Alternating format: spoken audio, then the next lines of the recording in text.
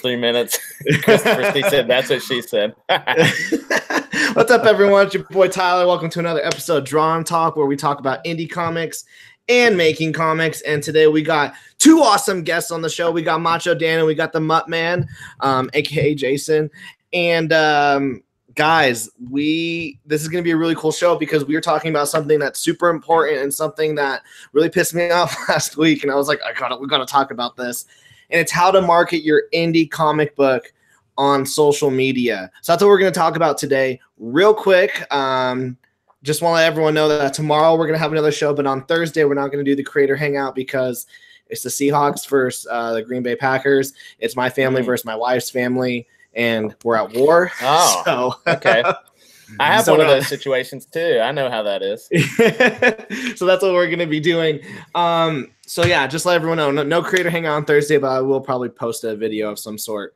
So yeah. So guys, today we have Dan and we got Jason, aka Mutt, on my screen. Yeah. And they have an awesome comic book right now on Indiegogo called HIRO, Blood of Patriots. And I want you guys to check it out. I'm gonna put the link in the chat, but you guys, floor is all yours. Tell us about your book. Go ahead, Dano. You there? Hello? Hello. You're breaking up, Jason. Sorry. All right. You want me to go ahead?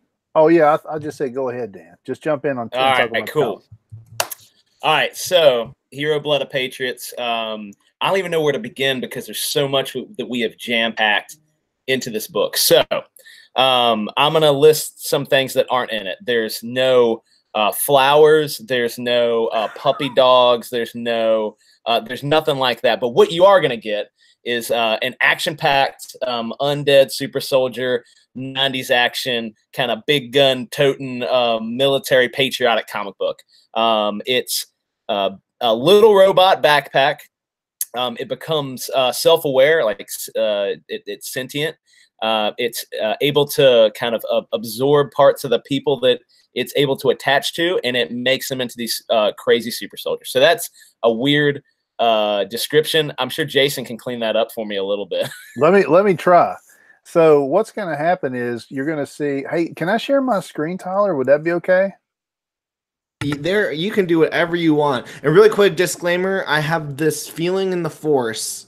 The force is telling me that my internet is going to go out. I'm seeing early signs. Luckily, I've got two guests on, so if my internet goes out and I go black, it's up to you to just mark it. Just be like, okay, well, I guess we're going to talk about HIRO for the next 5 minutes. So do that. Oh, we'll do it. We'll keep this ship running. Look, here's our Indiegogo page. We got a cool video that we cut right here, so make sure you check that out. We've got a 0 issue. You can see the little button right there. So if you click that button, you get a free 16-page comic book about HIRO. Now, this is where everything starts, so you're going to want to read this first. It gives you the setup about where everything is, and it goes right into our story, so you can start to meet the characters and cast, and you can start to see what's going to happen with this creepy little robot going on this dead carcass right here.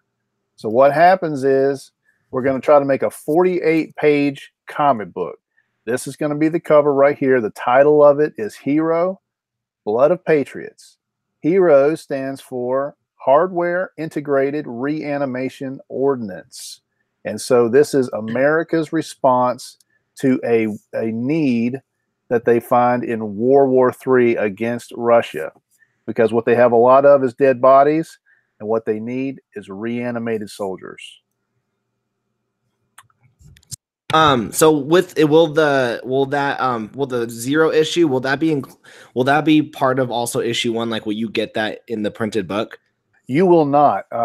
Issue 1, or the Blood of Patriots, is going to be its own entity. So you're going to want to read that 16-page free issue, 0 issue, so that you kind of have a setup and knowledge about what's going on, because we're going to jump straight into the action starting on page 1 of our 48-page comic. And one of the things we talked about. Oh, go ahead. I was gonna say, guys, I put the link in the chat. It's also in the description. This is a free book, so if anything, go to that page and get a free book and read it to get yourself started.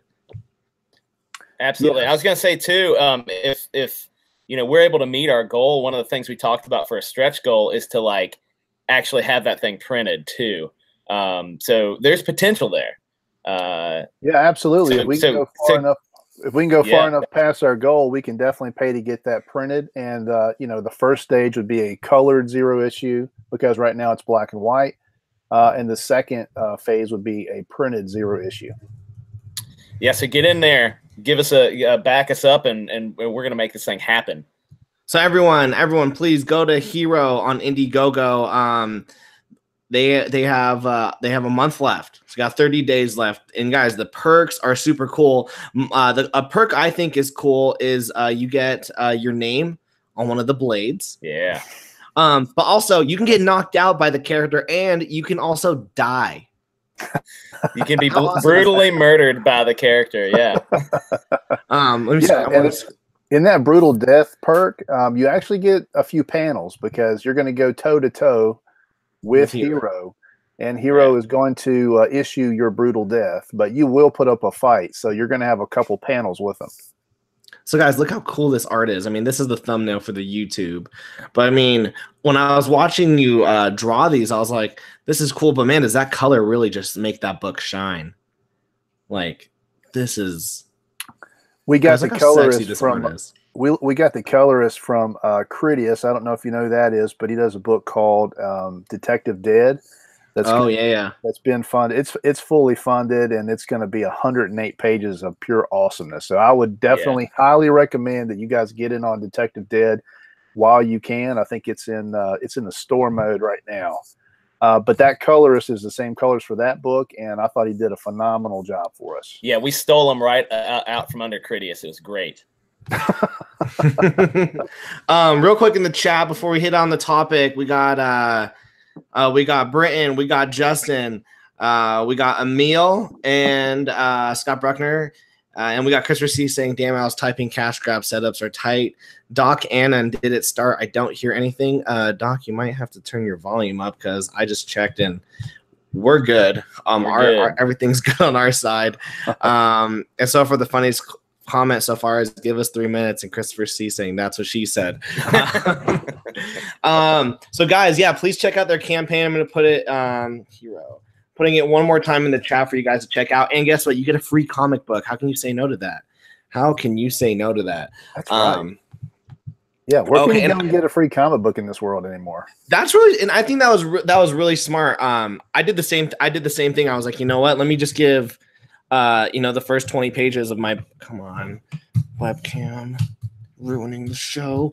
I gave the first 20 pages of my book for free, just because, well, one, it was 122 pages, so asking people to back was quite a lot.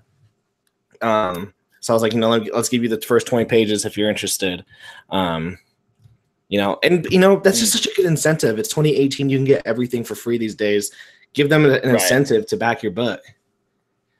Yeah, and it gives you a little bit of backstory. So we were able to, kind of get through some of the stuff that's not necessarily as important, or it's not that it's not important, but through some of the stuff that's a little bit more exposition, that you have to learn these things to understand what's going on. And so in the next, those 48 pages you're paying for are going to be more action and more like, of what you usually typically want to see in a big, like 90s style comic book. It's going to be fun. All right, guys. So those who are watching, hit the link in the chat. And if you have any questions for us, hit us up, because today we're going to be talking about how to market your indie comic on social media. So real quick, how are you guys? What platforms are you guys using to market your book? Well, we are primarily kind of taking the same route that a lot of Comicsgate type people have taken. We're trying to build on Twitter and YouTube, and so we're trying to create as much content as we can for both of those platforms. So those are the two main platforms. I am also doing my best to build in the Instagram realm as well, and that's going pretty well. We've got a lot of people looking at us on Instagram that aren't necessarily seeing us anywhere else. Yeah, you know, every social media platform, you know, my job is social media marketing at my day job. And my bosses don't understand this, but like every platform is so different. You're going to reach so many different people. Yep. Regardless of what platform you are on, which is why I like to tell people, you know, hey, you need to be on everything: Facebook, YouTube, Twitter, Instagram, and you got to do what works for each one of those. Oh man. Yeah, exactly. And it's funny because I until somewhat recently, I told you the other night this, Tyler, but I wasn't even doing anything really on Twitter for a long time. I wasn't tweeting out. Like I had it connected to my Instagram, so if I like did an Instagram, something would, you know, it would go to Twitter automatically. But I didn't really do very much. And recently, and so Jason was like, "Oh, you got to get on here. This is how we're going to market the thing." And so I got on there, and I told him today. I've slowly decided that I hate most every other form of social media, and I really have gotten into the Twitter side of things. It's been fun to like learn and meet new people. Like you're so connected so quickly with Twitter, and I think that's why it works so well for this you know, form of marketing and this like the comic book side of things. It's been cool. So Twitter's great. Yeah, Twitter's great for conversations. It is. I mean, one thing I found that you can't do with any other platform is you can just tag your favorite like comic book artist or writer, and then they will reply. They have the ability to reply to you, even if you don't follow them or anything. Yeah, I think that for a long time, when I was looking for comic book content, you know, I was in Facebook land trying to look for comic book content, and there's plenty there, but you're not getting an interaction there like you get in Instagram and like you get on YouTube and Twitter. And that's what people are looking for. They're looking for those relationships that, you know, where you can actually kind of reach out, touch your favorite creator, and that person will actually respond to you in some way, even if it's just a little heart, a little like, you know, something small. And that connection is really meaningful to people. And so I feel like a lot of folks are kind of abandoning the Facebook side of things where mom and dad are kind of hanging out, and they're kind of coming over to the more fast-paced Twitter and Instagram type social media platforms. Yeah, you know, I'm actually, I felt the same way with Facebook. You know, for me, one thing that I hate about Facebook are the Facebook groups, because they're just dumps for people's Kickstarters. Yeah, and it pisses me off. And like, don't get me wrong, I'm guilty of it, because if I see a dump, I'm gonna contribute to the dump. But there are groups that I'm part of. Where creators actually have discussions, and like the moderators and the admins, they're like really strict. Like, don't you dare dump your Kickstarter on here. We'll kick you out. And I think we need those. But yeah, Facebook, you know, there's just a lot of people just dumping their Kickstarters and their Indiegogos and their artwork. There's like this one female, I'm not gonna like say her name. She just dumps her work, and no offense to it's crap, and she puts it on like 10 different pages with like no context. It's just like, here's the picture of the day, and it's like, like, stop it, this is crap. I just got 10 notifications. But with that being said, I actually got a lot of backers from Facebook for my last one, and that's probably because I've been in some of these groups for like, you know, 2-3 years. Yeah, and so I kind of like built the relationships. But I also like have been doing comics for like 3 years, so people are like, oh, Tyler's finally doing a Kickstarter. Gotcha. Since I never done one before. We were just talking earlier, and one of the things we were trying to do is find alternate ways to market, and through, like, you know, our book is a patriotic book, and it's about soldiers and it's about America. So we wanted to market to those people that would identify and enjoy that.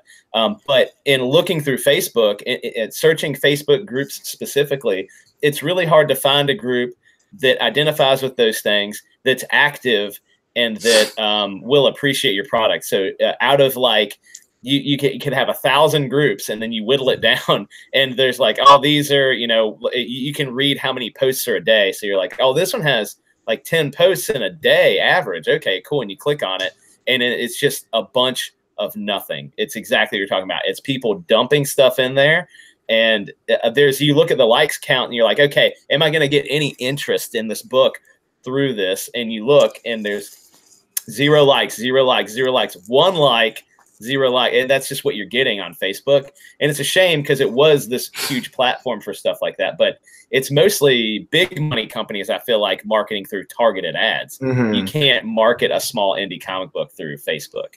It's true. It's true. However, I will say with Facebook, with the targeted ads, Facebook is very cheap when it comes to advertising. You're right about that. You are right about that. And so that is a route. If any one of you of people who are watching and us as creators, Facebook right now, the price to advertise on Facebook is so like tiny. It's actually like ridiculous that people like don't do it. You can spend $100 to $200 for an entire like week and a half campaign, and you can reach over like 200,000 people if you do it correctly. Yeah, it's crazy. But you have to know how to do it.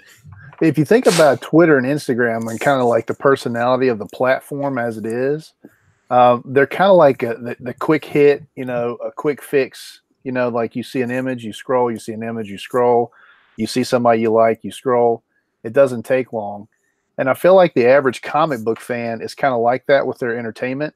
They like quick hits. They like to see it quickly. They don't necessarily need to spend a ton of time. They want to enjoy something briefly and then move on to the next thing in a speedy way. So I think that's one reason that Twitter is the platform sort of choice right now for putting your indie comic out in the space and trying to get somebody to, and Instagram too, to get that kind of feedback. Yeah, exactly. You can just get that quick response. I'm going to go in the chat real quick. I'm going to read some of these, and then there's a question for you guys. We've got Scott Bruckner. He says, YouTube will push your content if you post constantly and consistently. That's true to a sense. YouTube's kind of weird. Up until you have 100 subscribers, they're pretty like, they're pretty jacked up. They're like, won't even like show you.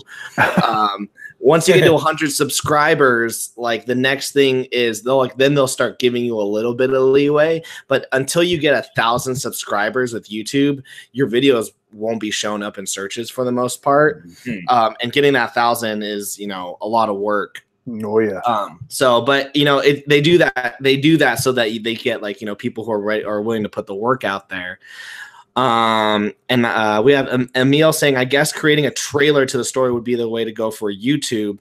Yeah, I've actually created I've created a bunch of comic book trailers for a bunch of creators. I'll have to show you guys some of the ones the one for my next campaign, see what you guys think. But yeah, just like a short, like 1 minute, like video that kind of just like gives excitement to your book. Justin Ori says social media can be your best friend and worst enemy, but it's great to promote. On Monday, was that yesterday? This has been the worst day of my life. It's been so long. Yesterday in the morning, me and Justin and our friend Larry and Chuck, we just did this like really early 5 a.m. stream that was like, is Comicsgate dead? Yeah. Good grief. That's the time I wake up normally to make comics every day. Cool. And I was like, I don't want to really draw today. I want to like stream. So I grabbed those 4 because I know they're awake. And and we were just talking about is Comicsgate dead? And none of us are like Comicsgate. We're just like commentating about the movement. And man, like if I screenshot it all, but just the hate comments I got on Facebook, all the people telling me to do the worst kind of things. I was like, guys, like, did you even read the like watch the video? Like the first thing we said was, if there's hashtag Comicsgate, people automatically stop listening and automatically start hating. It's ridiculous. Yeah. So yeah, and that's why I kind of like YouTube is, you get to talk, and if people actually give you the time, they can really see who you are. Right. Scott Bruckner says, if you talk about your content, talk about who you are, talk about what you want your project to do, people will get to know you and they're more likely to have the word spread around. Exactly. Yep. And then they have a question for you guys. What do you consider the HIRO unit something out of Black Ops Zombies?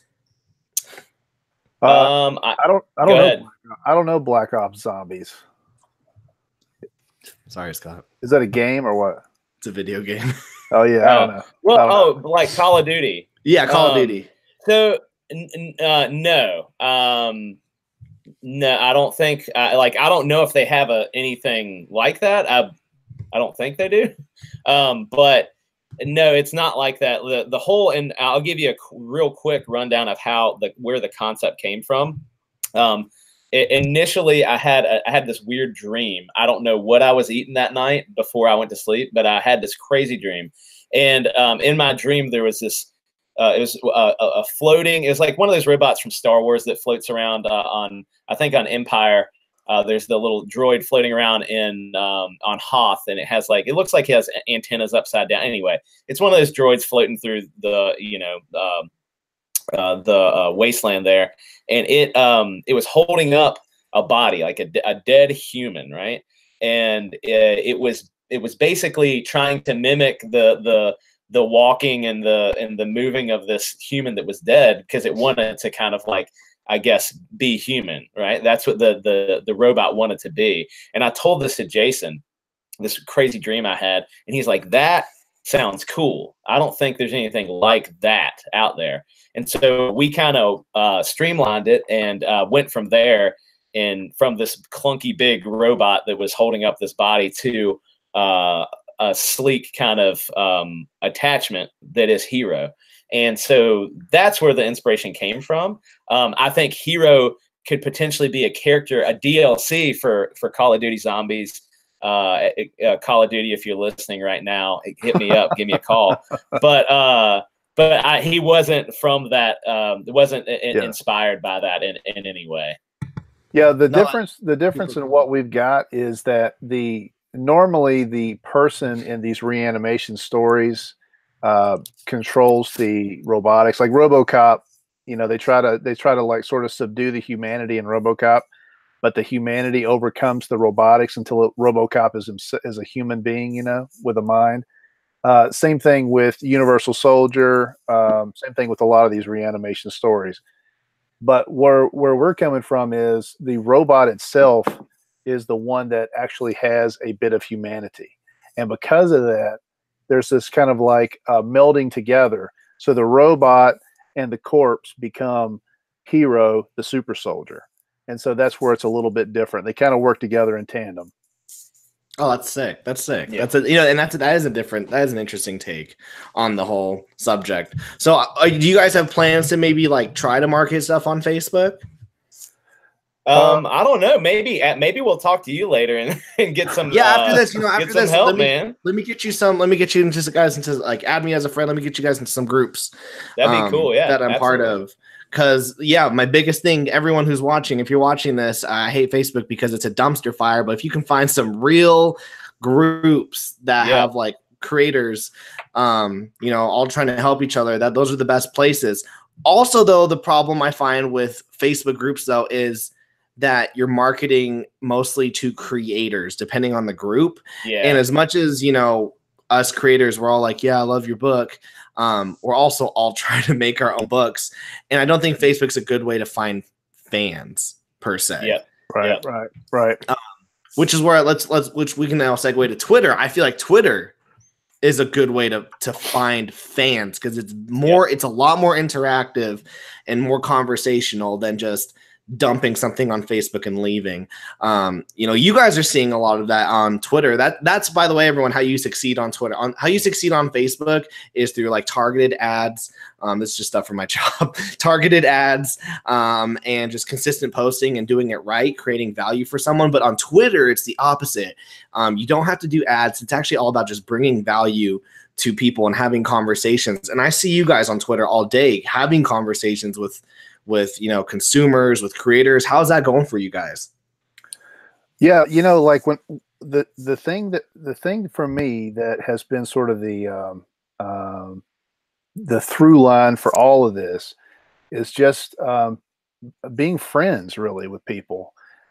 Because what I've found is that there's a difference in the voice, like there's a difference in the way you read things when somebody's trying to push a product and when somebody's just trying to actually be nice to you. And I like building these kinds of friendships and relationships and meeting new people. And Dan and I we're very outgoing. We're the kind of folks that when we walk into the room, we have no problem like, cracking jokes and being friendly and nice right off the jump.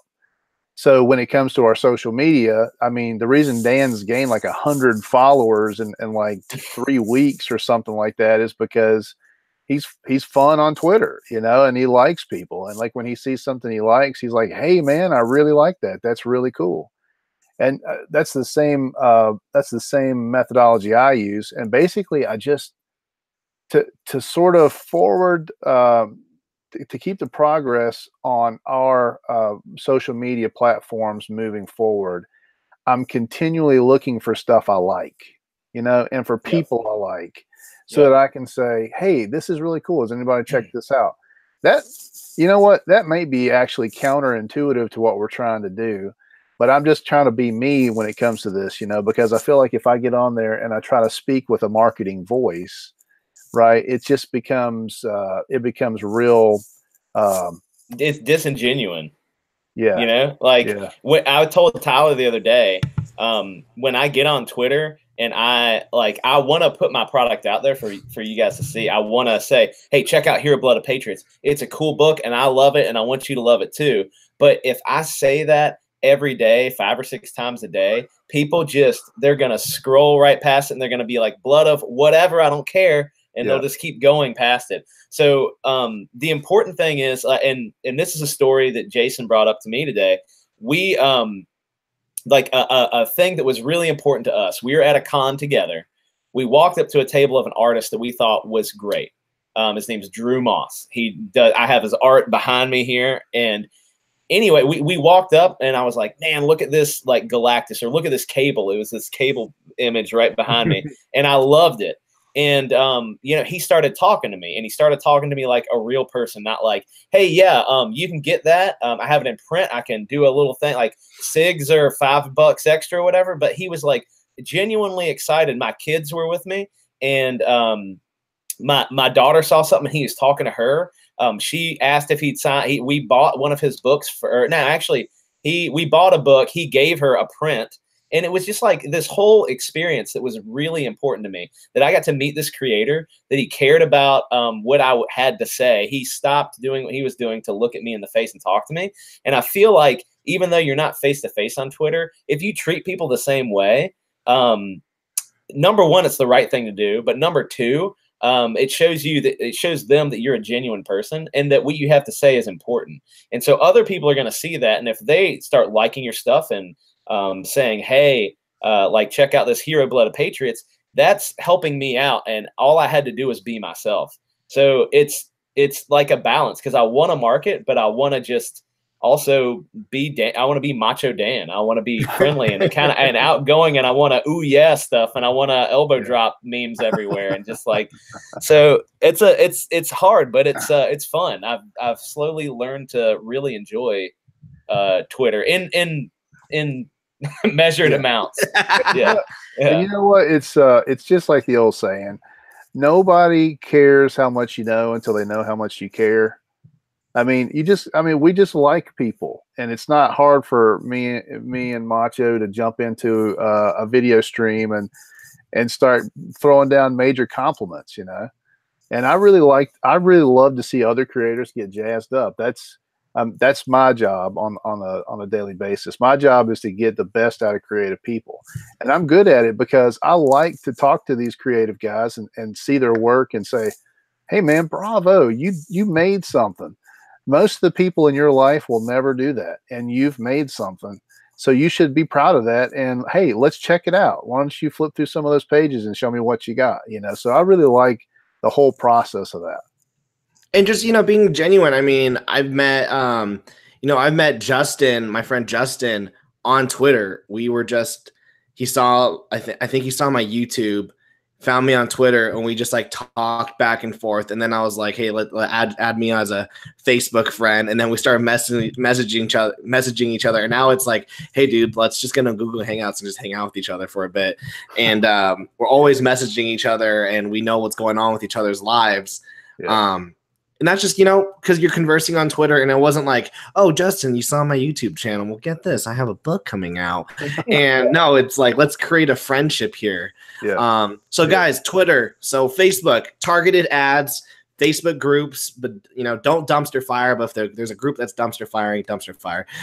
Twitter is all about the conversations. Well, I want to move kind of like to Instagram, but before I go to Instagram, let's read some of the chats. We got Christopher C. These guys are streaming pros. Nothing strange in the background to be seen. One thing I noticed, Jason, is that you've got this thing on the back of you. And guess what? I was telling my wife, I was like, hey, can I spend some money to go get one of those so people don't keep commenting on our kitchens? So I don't have to clean the kitchen every time. Like, what room are you in? 'Cause I'm not gonna lie, I only noticed it today when I read that comment. Yeah. Typically, for some reason, I've been like, "Oh, he's streaming outside, and it's always daylight wherever he is." This is an undisclosed location in the Mutt layer, nice. And I don't want you to see any of my special Mutt equipment. So the Mutt man has to have a little bit of privacy. You know what I'm saying? That's hilarious. My wife, she was nice enough to pick me up this beautiful, I think it's called a trellis. I think it is. It's got some nice wallpaper behind it, and I like the ambiance that it throws down. It's kind of it looks great. It's like grandma's house, it's like going grandma's house, and then you can see some like pie coming out of the window. You know what I mean, like some apple pie. Here you go. We got Christopher. We got Emil saying, "I agree that indie creators are just selling to ourselves." Yeah, you got to find a fan base. Yeah. When Insane Comics went down, they were the ones publishing my book Demons. The marketing wasn't very good, so when they went down, they didn't contact any of the customers, and so I think I lost like 50 readers who are getting the book every 2 months. Yeah, and they're nowhere to be found. So it's all about building up that fan base and and not trying to find creators. I always try to, Emil again saying, I always try to promote on holidays, going for the kid in the car on a road trip. Christopher C says, I don't know, but that $800 villain thing sounds sweet. Well, Christopher C, you should go check that out then, maybe. Because, Yeah, that is an awesome perk. Yeah, tell them about that, Jason. Dude, you can be the villain. I mean, what we're offering is you can be the main villain? You can be a villain, not the main villain. Okay. Yeah, you can be a villain. This is a boss, okay? So like you're going to get 5 pages worth of content that is designed around your villain. Now, when we were coming up with this, we were like, what would we like to do? If we were going to invest a lot of money, what would cause us to be able to do that? And this was it. You can be a main villain in the book where you are in the book for 5 pages and you have a little story arc that finishes with you facing off against HIRO and being brutally destroyed by HIRO. Now, you will put up a good fight because you are a boss, you are a villain. And so it's not a throwaway thing. It's not a one page. It's not a 3-panel. This is a 5-page arc where you will be introduced.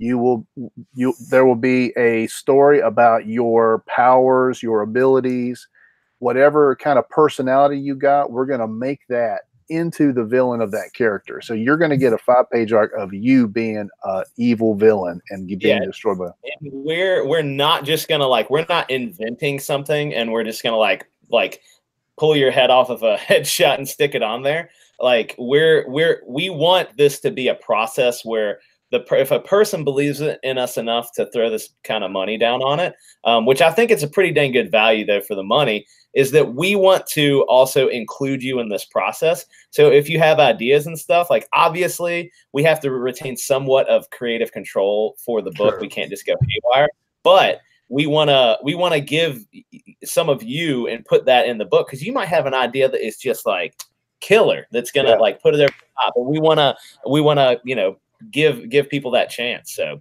I think it's a pretty cool perk. I think it's super sweet. So everyone go check that out. You know what, everyone in the chat, guess what, there's the link again. We got Scott Bruckner, Ty, you should get one of those Asian paper screens or get a plastic trellis from Home Depot and staple some fabric on the back. I've been thinking about it, but I need I live in a 1-bedroom apartment with my wife, so I need something I can fold and put to the side. So I'm going with what Jason's gonna get. 2 questions, real quick. We got Soy Chips, New York. What indie publishers do you recommend to submit your book to? Have you guys ever submitted to an indie publisher or a publisher? We set out to be self-published from the beginning, so we kind of want to do our own thing and want. I'm very comfortable with the process of the marketing and the printing, and so we felt like we had enough expertise in our partnership to do it ourselves. So we set out to do that. However, we have talked about what would the advantages be, and of course, if you get published, then the publisher takes care of all of those headaches. And so it's not that so nice, by the way. it's not that I don't recommend it. It's just that it's not something we're necessarily trying to do right now. So I guess there's always a self-publish, Soy Chips New York. So there's always a self-publish. That's something that all 3 of us are doing right now. You can also submit to Alterna. They're doing their newsprint thing. It's pretty cool. You can always submit to Image. You can always submit to Dark Horse. You can also always submit to Top Shelf Publications and Top Shelf Books. And if you go on their website and you send them your submission packet, what's cool about them is they actually will read the book and they will 100% of the time respond back to you. So that's super cool. And they've published like Jeff Lemire, they've published a bunch of big ones.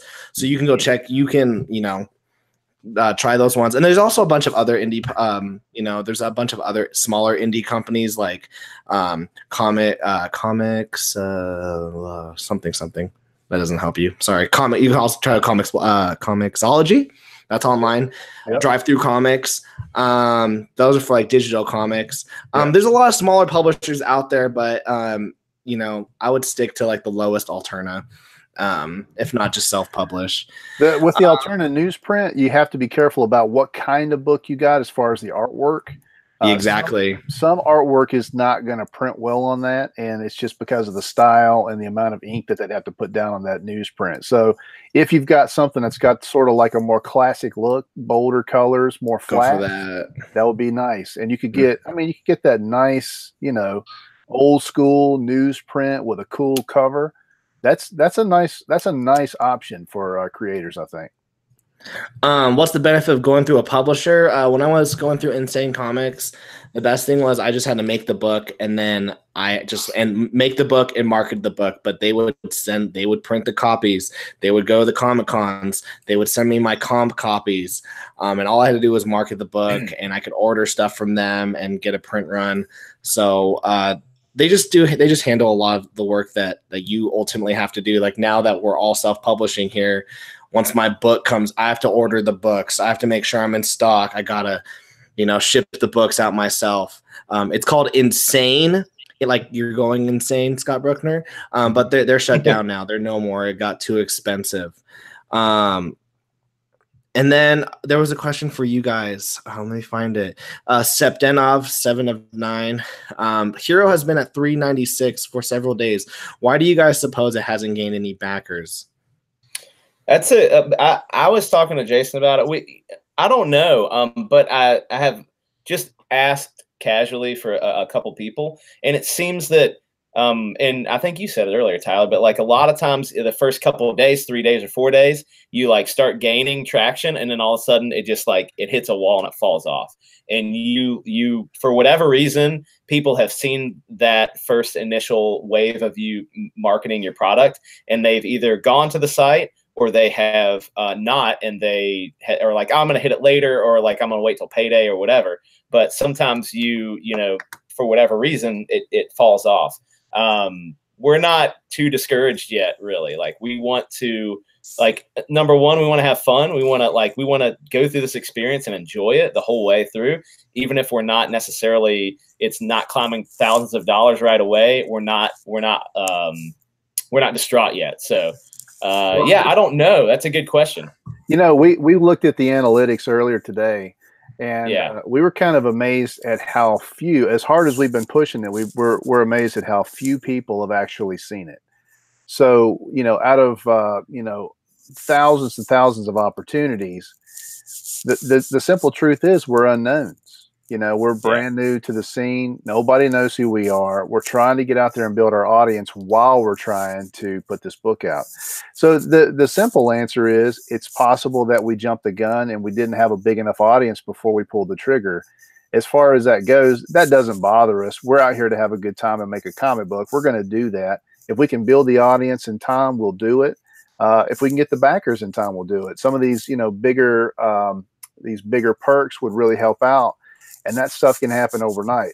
So we stay positive. We're having fun. That's what it's all about for us. We just want to make a fun comic. We're going to do that one way or the other. So, you know, we're watching the numbers, but we're not obsessed with those numbers. Right. And you know, if anything, everyone loves, you know, let's say, you know, worst, but real quick, everyone who's watching it, go check out their Indiegogo link in the chat one more time. Let's get them at least one backer from the show. Can we do that? I know I don't have like the influence. I know I don't have like the influence of everyone else, but just check out the book. And if anything, check out their free comic that they're giving out on there. Absolutely. Yeah, it's for free. Download it and enjoy. But you know, one thing that is cool that this is a way though of getting your name out, of building a fan base. Let's say the book fails, you come back in a couple months and you know you're building. And you know, there was an Indiegogo I saw the other day, and they're like, this is our fourth try, and they're now at like $30,000. Yeah, wow. And you're like, you know what? Yeah, fourth try. They had to do it a couple times, and they finally did it. And that's Scott Bruckner says takes that long, it's fine. Yeah, no, exactly. You're good. Ty, is there a printer and company you recommend for comic makers? There's Kablam, a little bit expensive, and they kind of take a little too long, but they're pretty good. There's Comics Wellspring. They can do it in 2 weeks. I've worked with them as well. There's Kraken Print. I haven't used them, but I hear they're pretty good, and they're doing a really good job marketing to indie creators. Mm-hmm. And then right now, I'm actually in talks with an upcoming like Taiwanese printer. And if that works out, the books, the cost to print a book is going to be like so darn cheap. Like it's going to be ridiculous. I'm talking about like in the cents. That's crazy. And it's in the sense, I don't want to say who they are yet because I'm still working on them and I want to see their quality first. Sure. If that quality is good, I know that their goal is, it's a small like family business. So obviously they want more customers. Mm-hmm. But I don't want to promote them if I don't think it's a good fit. Yeah. So they said they were going to send me some books. And if I like it, I'm going to start using them and I'll let you guys know about them.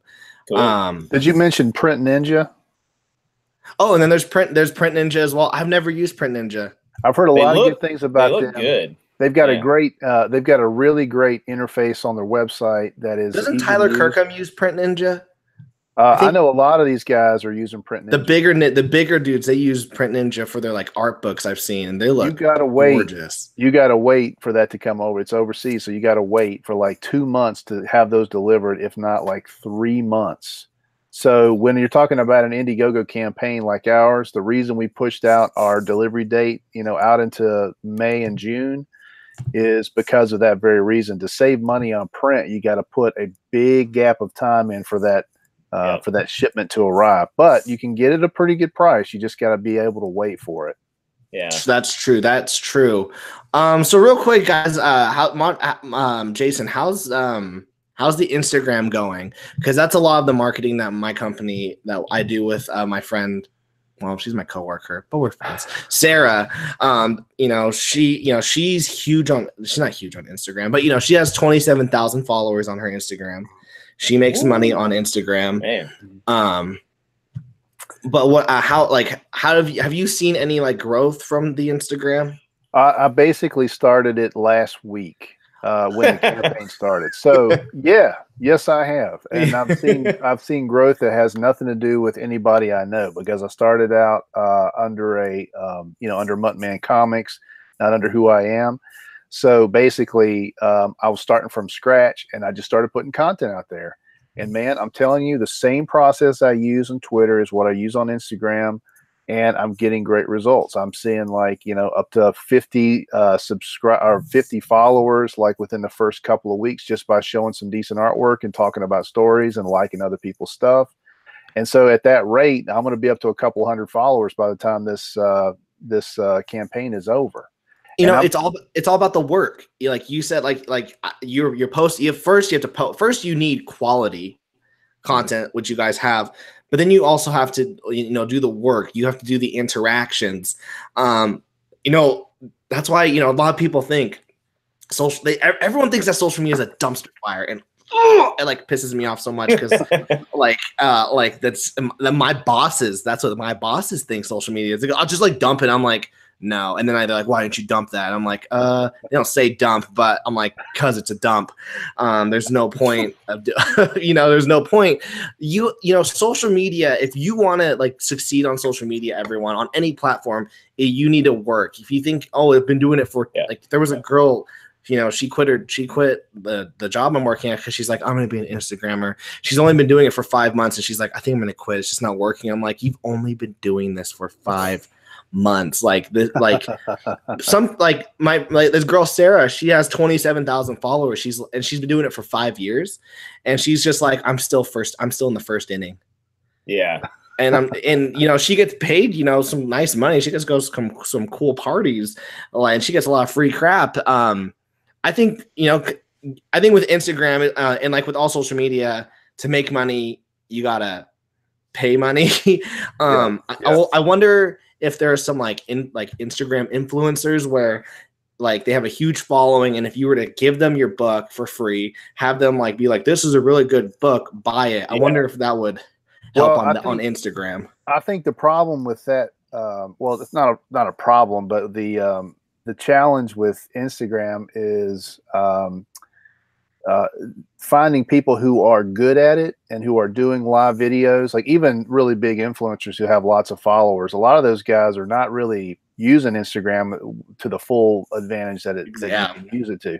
So people that are really savvy are kind of like those marketing minded people, and they're all business, but people that are comic book type folks who can, influence geeks to go out and buy comics. That's a tough one to find. That's a tough nut to crack. What I think is probably most effective is just literally, like I said before, going in and find people that you like and just saying to them on their comments, man, I really like this. I'm struggling to make my own comic book. We're really working hard on this comic book I'm doing, and I can see your success. So congratulations. And for me, that's probably the best interactive way to get your Instagram to grow. Because, you are kind of, just befriending people, Oh, and, shout out to 7 of 9. He just followed me on Instagram. Boom. Real Jack, baby. And guys, I peaked. I peaked. I've never gone more than 11 people watching. We had 16 so far. Yeah. Boom. So yeah, guys, Instagram tough. So let's move on to really quick to the YouTube. Like, I think YouTube is out of all of them, the hardest to do, yet the easiest. And yet it will take you the longest to get followers. Because hitting that subscribe button on someone, it means that you're committed to watch. Like, it's not just looking at their photo and double tapping the heart button. It's I'm gonna watch your videos and I'm gonna participate. How's you guys? But you guys have been doing a lot of I've subscribed to your channel. I subscribed on my Tyler Carpenter account and my Draw and Talk account. Oh yeah. But how have you guys seen growth on your guys' YouTube? Have you guys seen growth? Tell me about that. Well, Dan does. I think Dan just started his, didn't you? Did you just start a YouTube? I have gone through the process of creating the Macho Dan persona, and I haven't even put a video or anything out. Maybe one day I have an idea for something, but I feel like if you're gonna do this thing, I might as well get a live stream. That's what everybody does, right? I should start a live stream or something. Yeah, right? I just need to show some skin. I'm just gonna stand around in the man cave and dance around. That's how you get followers. That is how you get followers. That would be a real dumpster fire, though. A lot of people think that's a dumpster fire. Yeah, a lot of people, when I first started YouTube, I was like, crap, I've got to get like a nice camera. I've got to like do all this stuff. No. And, you know, I have a nice camera and whatnot. And I was spending like hours editing my videos to make them look good. And then, also I see all these people just using their webcams and their mics and sometimes not even showing their faces. And I was just like, are you effing kidding me? Like, I was like so ticked. And then, because of John Malin, he was like, hey, just like put up your webcam. Let's Google Hangouts this. And I was just like, I normally don't do that. I normally edit my videos really nicely. He goes, waste time. And I was like, in my head, I was just like, don't talk to me like that. And we did it. And then I was like, okay, I kind of like that. And then I was like, let me try live streaming for the first time. And then it was like really cool to see the chat. And I was like, flip, I'm just going to use my webcam and my mic. And and because of that, doing a new video, like almost like, you know, either 3 to 4 times a week, just with my webcam. Normally I could only do 1 a week after like filming and editing it. I just keep getting more and more subscribers because of that consistency. So I don't think with YouTube, you know, it just goes to show that as long as you're giving value and entertaining people, your production doesn't have to be the biggest of quality. It's kind of weird. As technology gets better, we don't need that nice technology to entertain people anymore. I'm gonna disagree with you there, Tyler. I mean, as you can see, my production quality is pretty up there. You know, I mean, so I take it very seriously. I really think though that it's the same thing. Like if you're being yourself and being genuine, you have the camera on, you're not afraid to show your grandma's basement back there or whatever, and you know you're having a good time and smiling and stuff. Like people are gonna enjoy watching it. There's some channels I'll like turn on and I'm like, I'm gonna listen to what these guys are talking about, and I'll be a minute and 30 seconds in and I'm like, next, because it's just mumbling and these dudes with like the camera up their nose. You ever seen some of those? And they're like drawing and they're like in there like this, and you see their teeth and everything. And don't I'm do like, that. how are you done with this? I want to watch something that, you know, the people are having fun, they're enjoying themselves, they're cracking jokes or whatever, and that's how we want to be too. We want to be fun. There's enough people that are like sticks in the mud. I want to enjoy my streams. You need to entertain people. You need to. I think if you're gonna do a live show, your first goal should be entertaining people, like the whole time. You need to entertain people the whole time, and if you can't do that, maybe get some guests. Like I've seen some people live stream and they're drawing, but they haven't figured out how to draw and entertain. And draw and talk. So I feel like if you're going to do that, you need to either learn how to do that or get a bunch of guests on. That's why like those big, like, you know, Comic Escape shows, they have 10 people going because 5 of 6 talking. Yeah, someone's going to be talking while the rest of them can be working, and then they can be like, okay, it's your turn to work, I'll draw. And you know, they just keep it going. Jason, is your channel growing? Like, have you seen growth with your YouTube channel? Oh man, yeah, I've really been amazed. Like I said, it's only been a short time. I mean, I didn't have anything when we started. I'm up to like 50. Gosh, it's like almost 60 subscribers now, and that's not anything for anybody for most of these guys. But how long have you been doing it? Oh, like 2 weeks. Month and a half. No, not even 2 weeks. Like 2.5 weeks. Because that right there, that took me like 2 months to get 50 subscribers. Well, I feel good about it then. You're doing great. We're literally putting out stuff like you see here, but we're being genuine, man. You know, like we're high quality, baby. But go ahead. You know what you should also do is, besides talking about your guys' books and like, you know, having a good time, you should also like talk about something that you're really into. So I'm trying to incorporate talking about like Batman. So people are like, oh, that's the guy that likes talking about Batman. And he just so happens to get creators on. But I've found out that I like more talking with creators than talking about Batman. But I know that if I talk about Batman, I'll get more views and my channel will grow. But, you know, Ethan said it, like he said, the reason why my channel grew was he started talking about Star Wars because he was really into Star Wars. Right. So find something that if you start a YouTube channel, everyone, find something you're passionate about and talk about that, and then you can always do other stuff. Christopher C says whipped cream bikini is YouTube gold. Oh, so that could be the. Oh no. Guys, like if I take this shirt off, I still have a sweater on. Let me tell you about that. There we go. Wow, we got 17 people watching now. That just hit another record. Yeah. Come on, baby. Come on, baby. Keep them coming. Can we 20? Jason, let me pitch you an idea for some of our future videos. We're going to talk about chrome comic book covers. I love a chromium cover better than anything else. All right. And oh man, I had some thing you're going to hate, and I lost whatever it was. So we'll insert Shatterstar. Shatterstar chromium cover, perfect situation. That's content that fits perfectly on the Macho Man channel. Oh no, you know what I was gonna say? We're gonna talk about elbow drop gifs on Twitter. What your favorite elbow drop gif is, and then we're gonna talk about chromium covers. How about that? That works. That is awesome. We have Green Raptor Studios. That's Peter Ahola. I'm sorry, I don't know your last name. I know it's Peter. How do you stay on your target audience and talk about something else? Couldn't you attract a different audience than what you want?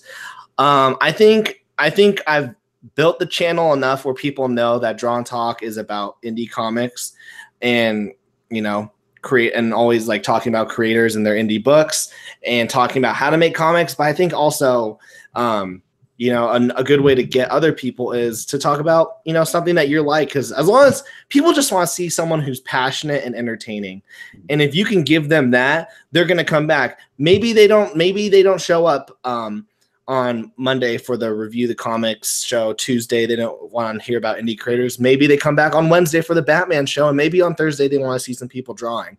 They'll pick and choose. YouTube is your TV now. It has all your channels. Yep. You can tune in whenever you want. You can go back to your videos. YouTube is taking out TV. Podcasts are taking out audio. It's taking out radio, guys. This is like the future, and it's time to like back on it now. Drawn Talk is, it's a channel. It's not just like a type of video. It's a channel of entertainment that we're trying to bring to people. Consistency is a big deal too with YouTube. I've seen. I mean, it's just you got to put something up as much as you can. Like for me, I'm pretty busy, so I've struggled to put up one video a day. But that is still my goal, is to put up one video a day. And like today, I had a quick topic. We're talking about Stan Lee, and then I was talking about Comicsgate. I just took about 13 minutes on my phone and just put up a video, just kind of sharing, my thoughts and my heart about some of that stuff. And that's all I had time for today. But 13 minutes, that's not expensive, in your day. And if you don't mind just putting your phone on you and doing a video real quick, you're keeping that content constantly going in. And it's amazing to me, like how people really connect with that. They connect with your some of your sloppiest videos, not sloppy in the sense that you don't care about the content, but sloppy in the sense that you don't have any production value. People just want to see you be genuine again. So, but you got to do it very consistently. And the more consistent I've been, the better I've done. For sure. John Scott Bruckner says other comic streams are like a late night talk show with 1/100th of the budget. Exactly. That's the great thing about YouTube is you don't need a budget anymore. This was $100. Webcam was $100. Yeah. I'm set. YouTube is free.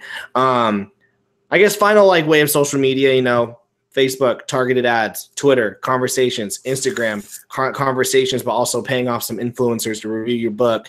YouTube, just being genuine, all these being genuine.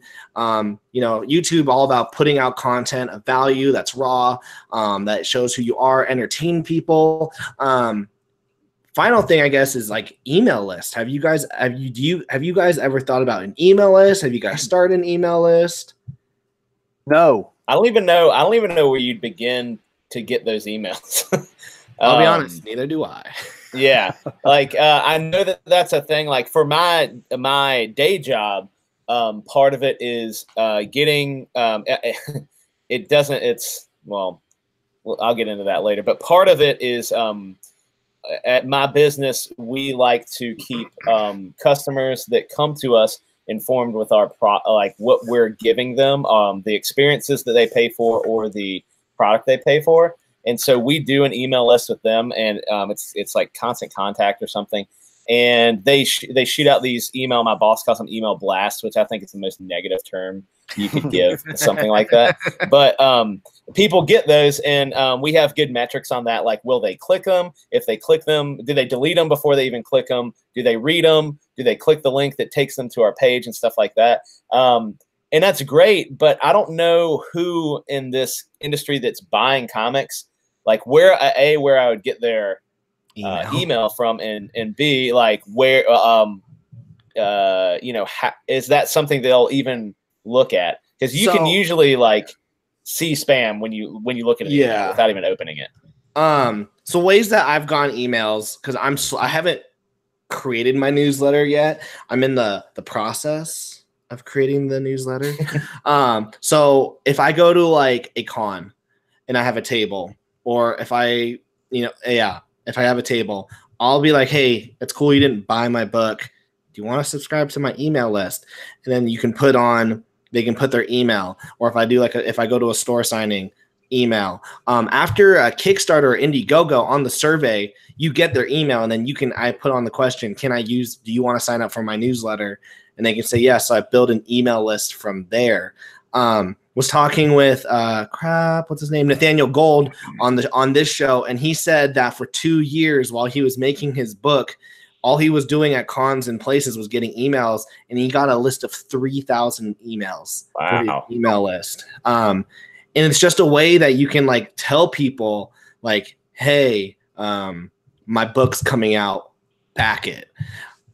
Email isn't as big as it was, but it's still a viable, like it goes straight to that person. You could send them like some preview pages, some extra things, and then they know, okay, there's that link again, boom.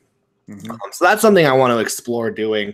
I haven't done it yet, so I'm not expert. I'm not going to preach on it, but it's something that I want to try. A lot of statistics say that's still the number one marketing, most effective marketing tool is your email campaigns. And it's weird because we all get bombarded with that stuff, and we hate it. But at the same time, it's still the most effective way, because when somebody's looking for that content and you send it, they'll click it. If they're looking for it and that email comes in, they'll click it. They're not looking for 90% of the other stuff that's coming in their inbox. But if they happen to be wanting that thing that day, you'll get them.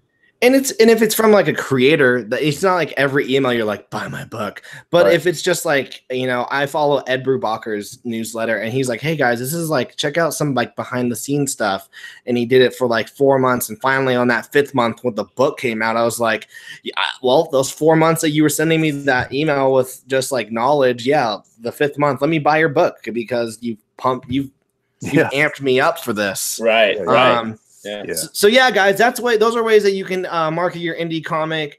Hope you guys like those. Let's spend the next like 10 minutes just chilling, having a good time, and let's just talk. I hope people learn some stuff. We got Soy Chip saying, do you think more indie creators should do crossovers with one another to gain a bigger audience? I did a crossover with someone's book, and it was positive at the point at like when it happened, and it's now a very negative thing. We were both of our books were with Insane Comics. We had the dream of like, this company's gonna stay forever. We did a crossover, and then because of that crossover, his character is now like a crucial part of my world for those 15 issues. And like, she's so critical to the storyline. And she's in his characters, like she's in the books, she's in the issues. My artist that I paid drew her a bunch of times. And when the comic book company went down, the first thing I emailed was like, hey, can I still use your character? And it was kind of like I gotta think about it. And I had to send them this huge email like, listen, you can't, like, at this point, I need you to say yes, because otherwise issues 6 to 15 mean absolutely nothing. And and so he was like, and then he got published with another publisher. And I was like, oh my gosh. He goes, all right, and I had to like email the publisher, and he was like, yeah, but you've got to make sure you put like our stuff now in your book when you see her. And I'm like, Yeah. I could see where it could have a lot of red tape around things, but we had a stream last week. Yeah, last Monday maybe with Doug Garrett that did Lone Wolf. He was an awesome dude, by the way. He's a fantastic guy. And we were talking, and he was like, "Man, we should have a Wolf and HIRO crossover. Maybe they can tussle or something like that." Yeah. And that, I think something like that would be fun. Like it's literally maybe they're going after the same bad guy, and they oh my gosh, you're a bad guy. No, you're a bad. And then they get in a fight, and then they figure out that at the end of the day, they're both after whatever it is. Like it could be kind of fun to do something like that. So in the right way, I think it would be really fun to do. But the way to do it. Go ahead. Do it is the one shot way. You know, like one shot. Exactly. It's a one shot, just like Spawn Batman. You know, like everybody wants to see Spawn versus Batman, and they want to see McFarlane draw it. The only way to do that is a one shot that happens sort of in a crossover universe. It doesn't affect either side. It's just sort of like the ring that they come to when they're doing that one story. And that's it. It's not a part of your, like the problem you just ran into. It's not a part of the universe. Lesson freaking learned. It's. I'm glad that like we worked through it, but it was like 4 months of just like me, like am I about to lose all the work that I put into for locks? Deer will be really pissed. That would be awful, man. We're at 19 viewers right now. That's another record. Woo! Yeah. 3 records, baby. Woo! And we got Jeff Weber. He says email was my biggest source for Kickstarter backers. He just successfully kickstarted the second issue of his book. So good job, Jeff. And we got Christopher Latimore asking the question: the benefits of using your social media presence to drive your audience to an interactive and engaging website over sticking to just social media. Maybe I'll ask this. Do you guys have a website for HIRO, like a HIRO.com? Do you guys have a website? I have a website for Draw and Talk Comics, and basically if I do a YouTube video, it automatically like posts on my website and I'll update. It's more just like a place I can be like, if someone's like, hey, like, can I see your art to hire you? It's my portfolio website. Guys, we live in 2018. Social media is king. Like if you don't think, like my bosses, if you don't think social media is important, if you're in a business, you will fail in the next 5 years, 5 to 10 years. I like prophesy right now, 5 to 10 years, if you're not using social media correctly, your business will go down. And as indie creators, social media, like we're still just at like the birth of social media. Get on it right now. Start using it. Start building your channels. Well, 5 years ago, you had to have your hub. You had to have your website, which held all your content. And then as MySpace, your MySpace. That was more and no. I'm sorry. I didn't mean to derail you. You must.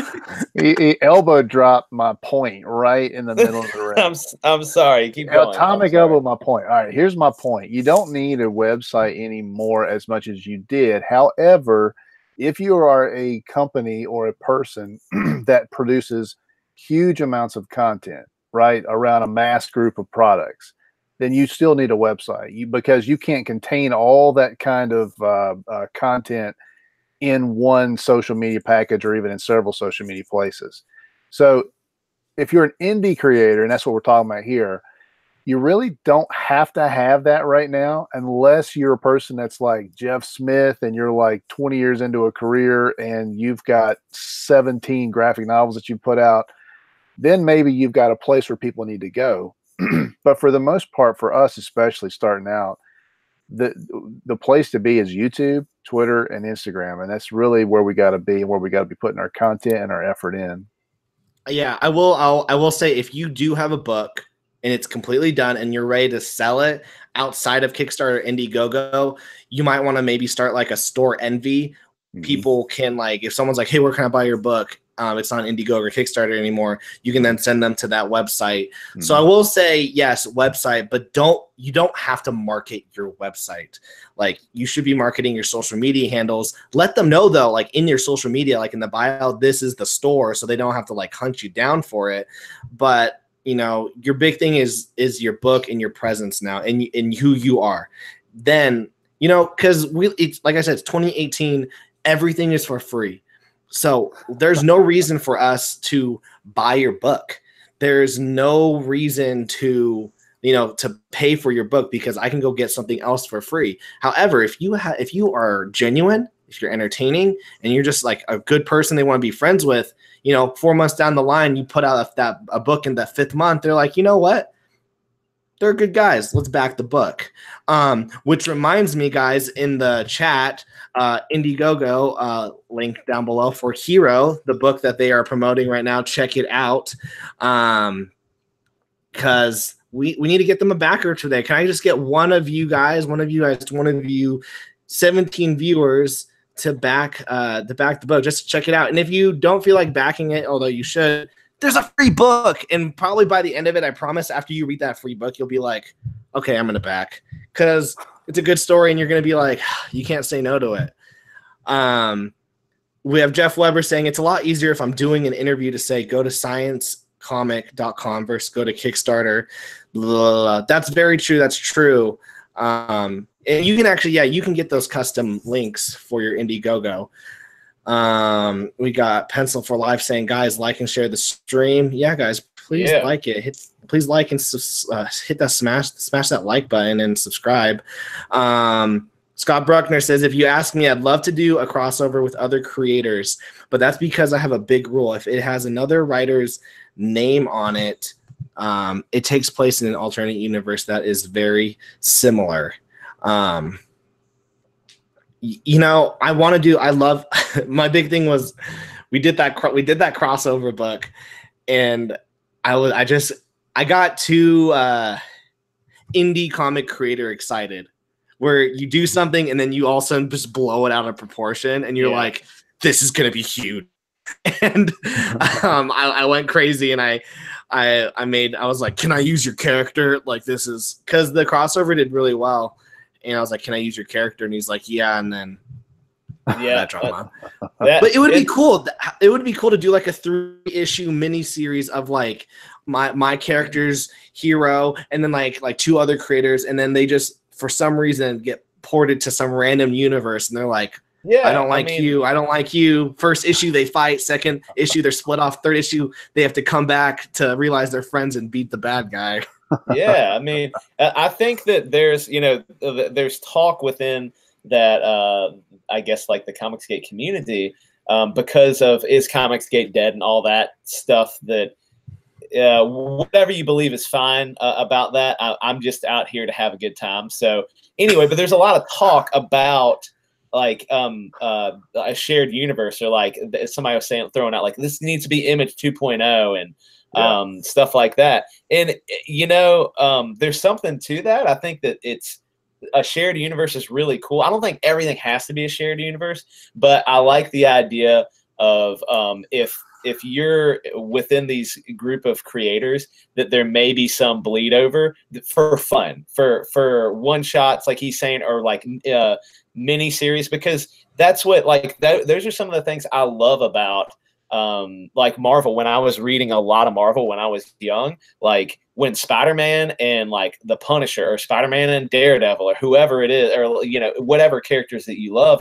they always team up with somebody eventually, and it's always a fun book because their personalities come out, or they clash, or they mesh, and it's a good time. So I think that there's something to it, but I think we got to be smart about it. Unfortunately, not like don't make the same mistake Tyler made, but just understand that in indie comics, the longevity of some series and like their contracts, they're just so wishy-washy. It's unreal. But yeah, I think it'd be fun to do a crossover. The also sucky thing about comics is that they take a while to make. And they're costly, and like whoever has to do whoever the art team is, you know, it's fun for us to be like, yeah, we'll write the 3-issue story, and the artist is just like, that's like 60 to 70 pages. Like that's a long time. Yes, that's hard to do. But you know, like Dan, just to piggyback on what Dan's saying, like we're when you're talking about Marvel team up, and you're talking about like big crossovers and publishers, that kind of thing is well, the whole mainstream publishing business is really sinking, right? Like these comic books are not selling like they did a few years ago, and the numbers don't look promising for where they're headed.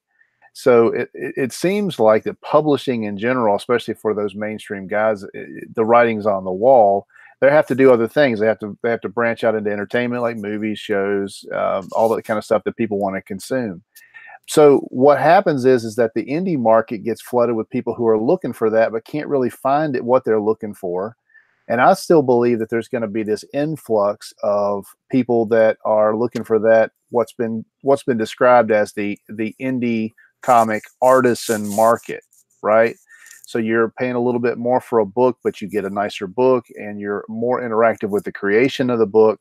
You get to have access to the creator, and it's really exciting.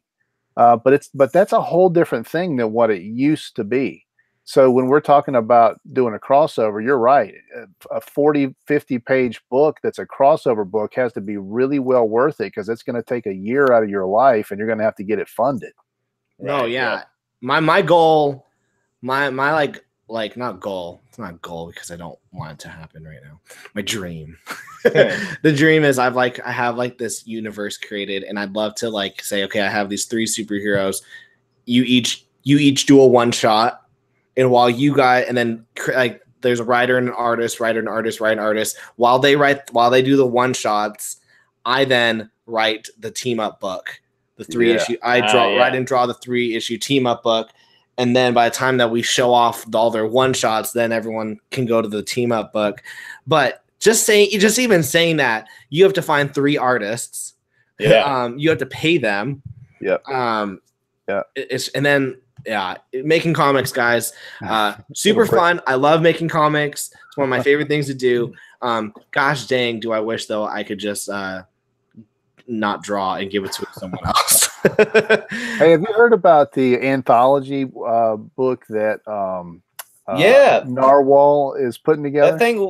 That thing sounds cool. Wait, I want to hear this. All on everyone who's a writer and artist. Anthology, we love that word. Tell me now, because also, by the way, Narwhal's book, I did a stream over the weekend. It's called the Fail Stream, because I had an artist working. I was working on a book, and then he took like a year to do the full issue, and I kind of just was like, I'm never gonna finish this book. It was supposed to be 4 issues, and then he finally messaged me and was like, hey, are we gonna do issue 3? And then in my mind, I was like, no, this book's dead. Like, I don't want to do it. But then I relooked at the art and I was like, okay, I'm kind of liking this again. I'm like, getting the love, and I was like, okay, let me write issue 3. Wrote issue 3, sent him like half the payment. And then I was like, oh my gosh, I want to recolor what I've already done. And I saw Narwhal's book, and I was like, I want to color it like the way he did. And so in that stream, it was me trying to color the book exactly like he did. And oh my gosh, did I fail? I was like on the verge of crying. I was super frustrated. And at the end, I took it off. I was like, I can't do this. No. That guy, that's people misunderstand the talent of Narwhal. They think his art is so crap. I'm like, guys, this is brilliant. It's beautiful. He's got a master's hand, and when you kind of look at some of the way his lines are going, and then how he puts color behind it, it seems effortless and looks easy, but it is a master's ability. So like, people do not sleep on Narwhal. This guy is the man. Y'all need to go right now. Earthbound. Go check out Earthbound. Go ahead and back it and get on that train, because this guy is going places. And no, it looks. I was so upset. I even pulled up the panel. I on my drawing tablet. I was like, okay, you know what? I'm gonna copy the colors exactly, and I did it. And I was like, it still looks like crap, because he just has a way. But tell us about Narwhal's Anthology real quick. Well, he's got a show on his YouTube channel called The Kids Table, and he calls it that, I think, because he's trying to kind of do the same kind of thing that EVS is doing with Comicsgate Live. but he wants to do it in a way that's a little bit more acceptable for a wider audience, right? Well, a wider audience, like it can draw in more people because there's a lot less crassness to it, and the jokes are a little bit nicer, and they really talk about the business and appreciating the art and stuff like that. So that's the show, and that's the show that he invited me to today. So hopefully I'll be able to get on that show with him and maybe even be a regular voice talking about comics and the business of comics and making comics in the indie form. But as a part of that, the group that's doing that are putting together an anthology that they're calling Megaton, Megaton, Megaton. And it looks to me like it's going to be kind of a large format anthology, which will have probably 5 to 6 stories in it. And I was talking to him today about the amount of pages, and I've got a 15-page story that I want to put in there, and he was talking about how, yeah, that's a good size for the format. So if you're out there and you've got kind of a short story, you don't want to put the time, or you don't have the time to put into a long form comic book, you can do a short form story and get that into that anthology. They will help you promote it, and if you get a fan base built around it, they'll help you make some more. Boom. All right, guys. Macho Dan in the chat put the Twitter for Narwhal, goes by Plaster Harris on Twitter. Yeah. So everyone go check that out. His Indiegogo is done, so that's why I figured I'd put that in there. Yeah, I think it's done, but I think he's still accepting. Is he in store mode? What is it called? He's now in store mode, yeah. And they'll probably once the book is probably completed, he'll then be cut it off for everyone. So yeah. Well, guys, it is late for me. Well, it's only 9 o'clock, but I wake up at 5. So so we're probably gonna have to end the show here. But everyone, down in the chat and in the description, we've got the Indiegogo HIRO. I want you guys to go check that out, get the free book, and then read it. And then if you're like, hey, this is dope, please back the book. They got a ton of awesome rewards. They got a digital edition. Everyone can get a digital edition because you got phones and laptops. I know you do. You can be a villain in the book. You can get knocked out. You can, they're gonna give you a chance to fight it out with HIRO. You're gonna give it your all. You will die, but you will give it your all. Oh my gosh, we got 20 people watching, guys. We're hitting records. 20. Yes. And now we're back to 19. We scared them, but you yelled at them as soon as they came in. You yelled at them. They were like, "Oh crap!" Hey, another thing that if you don't want to spend the money, the $8 to get a digital comic, which let's face it, guys, everybody's got $8. Okay, you got $8. You're going to go to Chick-fil-A and spend $8. So you can spend $8 on a 40. You can skip a meal. Let's be honest. Comic, okay, and it'll come right to your email, and you'll be able to look at it on your iPad or whatever. But anyway, and you're not going to poop it out the next day, right? And if you don't want to spend the $8, there is a $5 tier, and that is for the virtual high five from Macho Dan. And believe me, these things are going to get interesting. They're going to get unique and creative. So you want to be on that train. If nothing else, get on that level, because every perk in the whole store or the whole campaign gets a virtual high five from Macho Dan. But if you don't get anything else, get that $5 virtual high five. Yes. Yeah. So let me clarify a few things with this virtual high five, and then Tyler can go to sleep. So with this virtual high five, I've sort of got myself into trouble. And basically what I have agreed to do somehow, I thought this was a great idea when I came up with it, but I'm going to literally video myself in some place, some way, somehow, personally thanking you for backing the book. And when I do that, I will give you a high five to the camera in some way. I don't know what I'm going to do if we get funded. So if you really want to see me struggle for a while in my life, in my personal life, fund the book, and that's going to happen because I'm going to have a ton of people that I'm going to have to literally tweet and high five every single day. I cannot wait to see that. I'm thinking that I should actually, I'm going to do a trial run of one maybe tomorrow. I'll do a virtual high five for somebody so people can see what they're going to get. Yeah. I'm going to make this happen. That's a good idea. Anyway. All right, everyone. Thanks so much. Everyone, check out HIRO on Indiegogo. Thanks so much, Dan. Thanks so much, Jason. You guys are going to see them on the channel more often. Also, this episode is brought to you by my lovely wife. Ren, say hi. She is very tired and she's very supportive. God bless. God bless. But they go to bed. Yeah, it's time to go to bed. So everyone, tomorrow we're gonna have another episode. We are gonna be talking about comic book reboots, about like the renumbering, rebooting the Marvel and DC comics, and we're also gonna be talking about adaptations into different formats, so like either novels, movies, TV shows. We'll have 2 creators on there as well. And then remember, Thursday we're not gonna have the creator hangout. We're gonna have to do that next week because Green Bay Packers versus Seahawks, my family versus my wife's family war. So everyone, check out HIRO. I know I'm going to check it. And guys, $8.